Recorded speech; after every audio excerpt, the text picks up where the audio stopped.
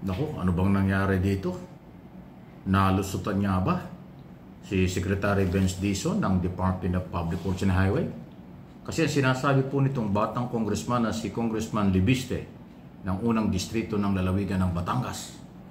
Meron daw pong mga bagong opisyal, undersecretary ng DPWS na meron na kontraktor din. O may mga kamag-anak o malalapit din kaibigang kontraktor. Aba, problema talaga ito kung totoo.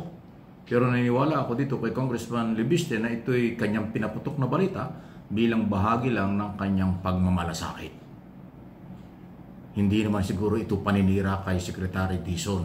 At ako'y naniniwala naman na ito'y hindi palalampasin ni Secretary Dizon. Katunayan, may sinabi na po si Secretary na kanya daw titingnan, kanya daw hong sisilipin talaga ito. Kung totoo na mayroong kontraktor na bagong undersecretary o malapit na kamag-anak na kontraktor, hindi pipede. Kasi huwag kayong mag-alala mga kaibigan. Ang mga undersecretary, yan po ay presidential appointee.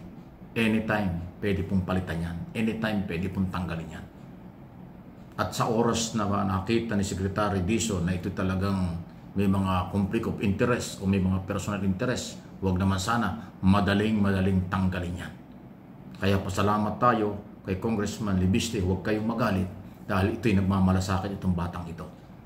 Kung inyong matatandaan, isa ito sa pinakabatang congressman, anak yan ni Senador Ligarda. At ito yung nagpahuli doon sa district engineer sa Batangas, kung inyong maalaala, na nanunuhol sa kanya ng 3.5 million pesos cash. Di ba? Na pinahuli niya, pinakulong talaga ng mga pulis. Yun po yan. Ito yung Congressman Libiste.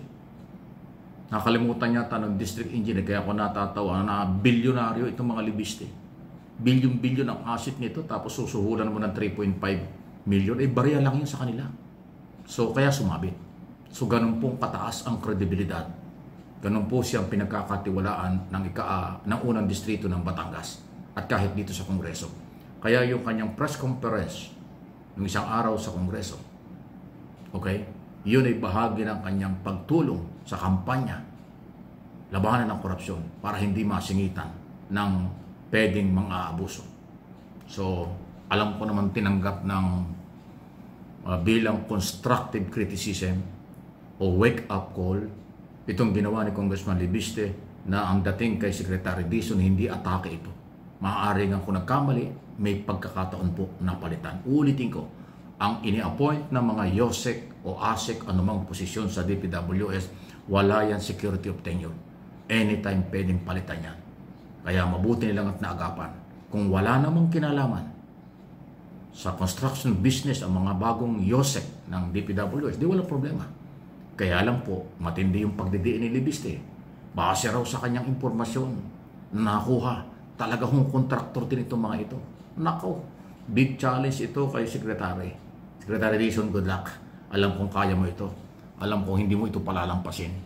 Iso lang naman po ito na dapat ninyong malaman. At tayo naman bilang Pilipino nagmamalasakit, voluntary tayong tumutulog sa ating gobyerno dahil tayo ang biktima rito, kayong mga Pilipino dito at sa abroad ang biktima rito, kaya hindi ho natin tinitigilan ang isyong ito. Hindi tayo magsasawa. Huwag sana kayong magsawa. Kasi pag nagsawa tayo at lumamig itong isyong ito, mababaliwala. Baka walang makulong. Baka walang maibalik na pera. Baka magkalimutan na lang. Kawawa tayo.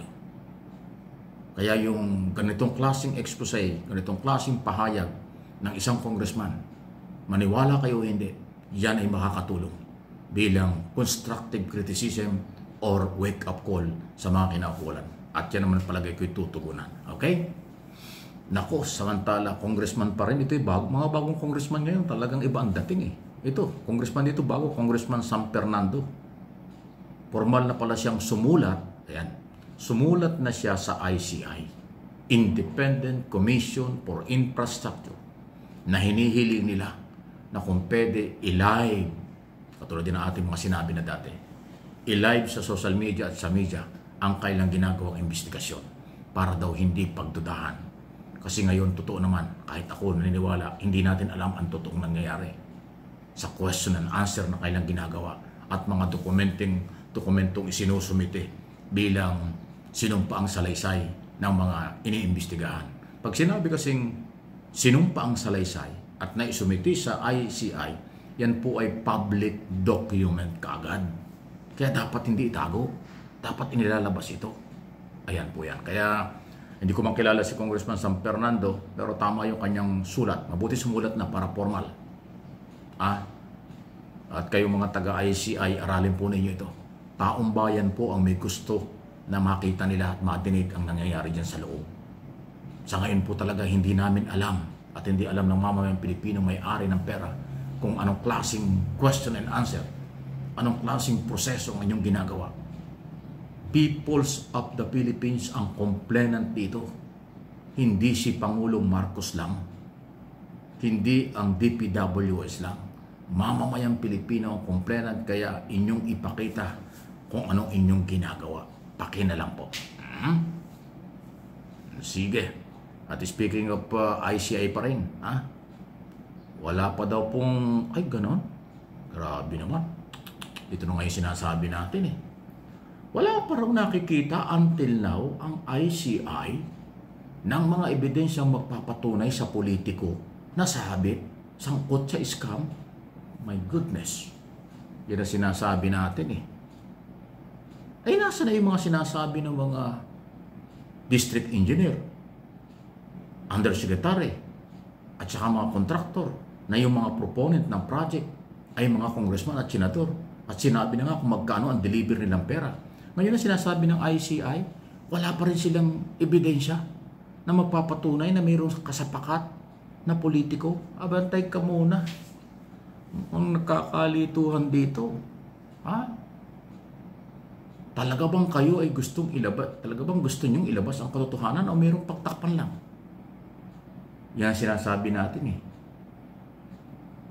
Naku, Chairman at Justice Andy Reyes, pakilinaw po ninyo. Yung spokesman ng ICI, pakilinaw po ninyo ito. Anong basihan at bakit wala pa kayong nakikitang ebidensya laban sa politiko? Ang linaw-linaw na ang politiko ang proponent. Siya yung nag-utos ng project. Siya naglagay ng budget. Lahat sila nasangkot yan. Tapos ngayon wala pa kayo. Ayan yung sinasabi ng mga contractor at district engineer, baliwala lang. Yan ang sinasabi, yan nga ang mahirap pag hindi natin nakikita at naririnig ang inyong ginagawang investigasyon Buti pa yung Senado kahit na natigil yung investigasyon, pero maraming nalaman ng taong bayan. Nakapagpasya at may idea ng taong bayan kung sino ang guilty at sino ang may kasalanan o sino ang pwedeng dapat kasuhan. Dito sa ICC, kung ganito, ICI, Independent Commission for Infrastructure, kung ganyan ang inyong sinasabi. Huwag niyong bigyan ng pagkakataon ng mamamayang Pilipino na magduda sa inyong ginagawa.